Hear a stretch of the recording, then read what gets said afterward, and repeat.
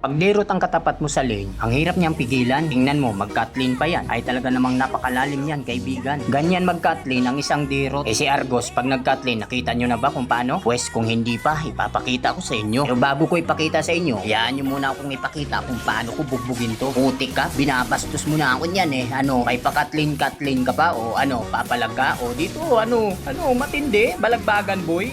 Papalag ka boy? O, burado. At dahil pikon ako, titipihan ko yan.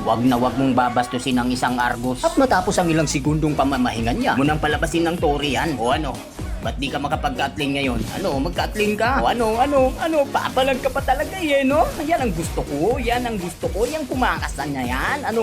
Takbo ka boy? Takbo boy? Takbo? At dahil nga gustong mag-cut lane itong derot mga kaibigan, ito ipapakita ko sa kanya kung paano mag-cut lane ang isang Argos. Puti ka, dito ka na sa loob. Gusto mo lang din naman mag-cut lane, di ba? O ayan, yan ang talagang cut lane mga tol. Sige, pag may pipigil sa akin dito ay talaga naman. Kaya hindi ko mapigilan sarili ko. Ito yung mas nakakapikon, di ba? Yung talagang nasa loob niya ng base nyo ay talaga naman. Mabubuhay na sila, kailangan na natin lumabas. Habol.